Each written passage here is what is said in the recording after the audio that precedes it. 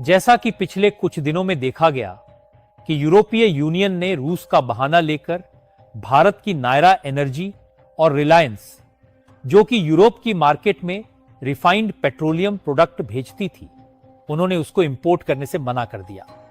हालांकि इन्होंने जो प्रतिबंध लगाया वह तो आज से 6 महीने बाद यानी 2026 में लागू होगा। लेकिन यूरोपीय यूनियन को उनकी अकड़ दिखाते हुए नायरा एनर्जी ने खुद डीजल पेट्रोल देने से मना कर दिया है। जी का साफ कहना है कि अगर तुम्हें हमसे रिफाइंड पेट्रोलियम चाहिए तो पहले उसका पेमेंट करो, उसके बाद हमसे बात करना। लेकिन आपको जानकर हैरानी होगी कि यही यूरोपियन के 27 देश भारत के पीछे पड़ चुके हैं। जी हां दोस्तों, भारत के कुछ प्रोडक्ट से तो यह भेदभाव दिखा रहे हैं। लेकिन इसी बीच खबर देखने को मिल रही है, यूरोपीय यूनियन भारत के साथ फ्री ट्रेड एग्रीमेंट के बातचीत को तेज कर चुका है और यह बात अब ऑफिशियली कंफर्म की जा चुकी है कि भारत और यूरोपीय यूनियन के बीच फ्री ट्रेड एग्रीमेंट को लेकर एक नई प्रोग्रेस देखने को मिली है। और देखा तो यह भी जा रहा है कि यूरोपीय यूनियन भारत को एक नए अमेरिका की तरह देख रहा है। तो आखिरकार इससे भारत का क्या फायदा है? और वही यूरोपियन यूनियन जो भारत के कुछ प्रोडक्ट के साथ भेदभाव कर रहा है, तो अचानक फ्री ट्रेड एग्रीमेंट डील क्यों फाइनल करना चाहता है? यह सारी जानकारी इस वीडियो में समझते हैं। लेकिन आगे बढ़ने से पहले इस वीडियो को लाइक करके चैनल को सब्सक्राइब जरूर कर लीजिए, क्योंकि यह आपके लिए तो 1 सेकंड का काम है, लेकिन इससे हमारी काफी बड़ी मदद होती है। देखिए, फिलहाल में लंबे समय से अमेरिका के साथ ट्रेड एग्रीमेंट की बातचीत चल ही रही थी, लेकिन दूसरी ओर भारत ब्रिटेन के साथ अपनी शर्तों पर फ्री ट्रेड एग्रीमेंट फाइनलाइज कर लिया। अब यहां पर ध्यान देने वाली बात यह है कि ब्रिटेन भी कभी यूरोपियन यूनियन का देश हुआ करता था, लेकिन 2020 में यह यूरोपियन यूनियन से बाहर हो गया, यूनियन से बाहर निकल गया। और उसके बाद से अब तक उनकी किसी के साथ अगर कोई सबसे बड़ी व्यापारिक डील हुई है तो वह हुई है भारत के साथ, क्योंकि जिस अंग्रेज ने कभी भारत पर अपना हुक्म चलाया, उसी देश के साथ भारत ने अपनी शर्तों पर फ्री ट्रेड डील फाइनलाइज करके वापस लौटा है। और जहां भारत की कई सामानों को 0% की इंपोर्ट ड्यूटी में एंट्री मिली है, वहीं भारत ने अपने यहां इंपोर्ट होने वाली चीजों पर धीरे धीरे करके टैरिफ कम करने की बात कही है, जिसके बाद अमेरिका में तो सनसनी फैल ही गई। साथ ही यूरोपीय यूनियन भी एक बार सोचने लगा कि आखिरकार वह अमेरिका के इशारों पर चलकर खुद का नुकसान कर रहे हैं, क्योंकि भारत की नायरा द्वारा यूरोपियन यूनियन को नेफ्था का एक्सपोर्ट करना था। लेकिन जो टैंकर भारत आए थे उसको वापस लौटा दिया और नेफ्था का एक्सपोर्ट यूरोपीय यूनियन को नहीं किया, जिससे यूरोपियन यूनियन को मजबूरन इस उपयोगी फ्यूल को दूसरे देश से लेना पड़ेगा। लेकिन आगे चलकर इसी तरीके का नुकसान यूरोपीय यूनियन को ना झेलना पड़े, उसके लिए अब उनकी बुद्धि ठिकाने लग गई है और भारत के साथ इसी 2025 के अंत तक फ्री ट्रेड एग्रीमेंट फाइनल करना चाहते हैं, ताकि भारत के सामान उनके देश में सस्ते हो जाए और चीन जैसे देश जो घटिया माल डंपिंग करके यूरोपियन मार्केट को बर्बाद कर रहे हैं, यूरोपीय मार्केट उससे भी बच सके। असल बात यह है दोस्तों कि यूरोप खुद एक बहुत बड़े संकट से गुजर रहा है। Energy crisis, slow economic growth और चीन से बढ़ती टकराव के कारण। ऐसे में यूरोप को एक ऐसे भरोसेमंद साझेदार की जरूरत है जो क्वालिटी प्रोडक्ट भी दे सके और वक्त पर डिलीवरी भी, और इस मामले में भारत से बेहतर कोई नहीं। अब जब यूरोप को अपने अस्तित्व का खतरा महसूस होने लगा, तो अब वह भारत की तरफ रेंगते हुए आ रहा है और इसी रेंगते हुए मूवमेंट का नाम है free trade agreement with India. लेकिन ध्यान दीजिए दोस्तों, अब भारत 90 के दशक वाला मजबूर भारत नहीं है।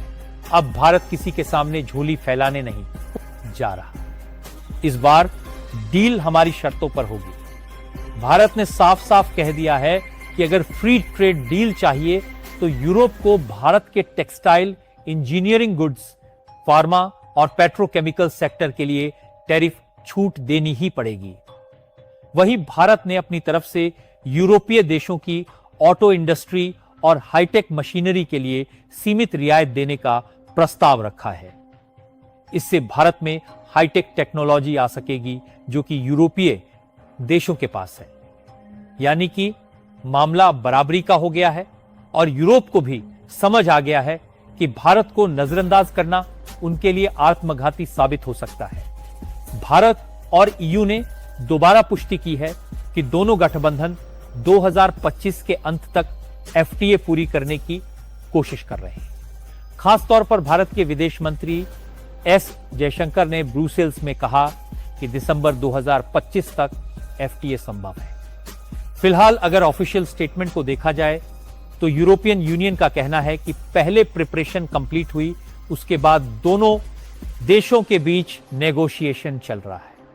इसके बाद एग्रीमेंट होते ही अप्रूवल होगा और उसके बाद 1-2 प्रक्रियाओं से और गुजरने के बाद दोनों देशों के बीच एफएडीए को अडॉप्ट कर दिया जाएगा। आपको बता दें कि जून 2022 से अब तक 12 राउंड की नेगोशिएशन हो चुकी है और रिपोर्ट की माने तो अगली बातचीत सितंबर की शुरुआत में भारत में होनी है और यह बहुत ज्यादा पहले की बात नहीं है, बल्कि इसी बीते मई 2025 में दिल्ली में हुई 11वीं राउंड में 5 चैप्टर जैसे कि custom trade facilitation, intellectual property जैसी कुछ विवेचनाओं को फाइनल किया गया। अब कुछ मुद्दे ऐसे हैं जिस पर मतभेद है, इसी के कारण अभी कुछ ज्यादा टाइम लग रहा है। जैसे कि यू की ओर से कैपिटल फ्लो पर निगरानी समिति की मांग हुई है, जो भारत के लिए संप्रभुता का सवाल है। यानी कि भारत में यूरोपियन यूनियन की कोई कंपनी कितना पैसा लगा रही है और भारत से कितना पैसा जा रहा है, इसके खातिर यूरोपियन यूनियन की डिमांड है कि अलग से एक संगठन बनाया जाए, लेकिन भारत इसका विरोध कर रहा है। यूरोपीय यूनियन की सीबीएम यानी कार्बन बॉर्डर एडजस्टमेंट मैकेनिज्म जैसे ग्रीन नियमों को लेकर भी भारत ने चिंताएं जताई हैं, क्योंकि इससे भारतीय भारी उद्योग प्रभावित हो सकते हैं। यहां पर इनका दोगलापन किस हद तक है, इसको भी आप जान लीजिए, क्योंकि पहले तो इन्हीं यूरोपीय देशों ने अपने उद्योग को अचानक बढ़ाकर पूरे विश्व भर में प्रदूषण फैलाया, लेकिन अब जब भारत आगे बढ़ रहा है तो इन्हें जहां भी मौका मिलता है वहां पर भारत जैसे अन्य ग्रोइंग देशों को क्रिटिसाइज करते हैं कि भारत जैसे देश प्रदूषण फैला रहे हैं। फिलहाल कुछ भी हो, यह फ्री ट्रेड एग्रीमेंट तो इस साल के अंत तक फाइनल हो जाएगा और भारत शर्तों से पीछे नहीं हटेगा।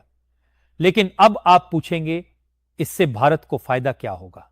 सबसे पहला फायदा यह होगा कि भारत के textile, James and jewellery, engineering और फार्मा प्रोडक्ट को यूरोपियन मार्केट में जीरो ड्यूटी या बहुत कम ड्यूटी पर एंट्री मिलेगी। दूसरा फायदा यह होगा कि भारत के लाखों छोटे और मध्यम व्यापारी एमएसएमई यूरोप में अपने सामान को बेच पाएंगे। यह भारत के लोकल इंडस्ट्रीज को एक नई ताकत देगा। और तीसरा फायदा यह होगा कि यूरोपियन यूनियन में चाइनीज माल की जगह भारतीय प्रोडक्ट्स का बोलबाला होगा। इससे ना सिर्फ एक्सपोर्ट बढ़ेगा बल्कि चीन की डंपिंग पॉलिसी को भी जबरदस्त झटका लगेगा। और सबसे बड़ा फायदा यह कि भारत को मिलेगी ग्लोबल सप्लाई चेन में सेंटर स्टेज की जगह। यानी आने वाले समय में भारत ग्लोबल मैन्युफैक्चरिंग हब बनने की ओर और तेजी से बढ़ेगा। हालांकि यह फायदा तभी होगा जब भारत अपनी शर्तों पर इसी तरह सख्ती से खड़ा रहेगा जिस तरीके से अभी डटा है।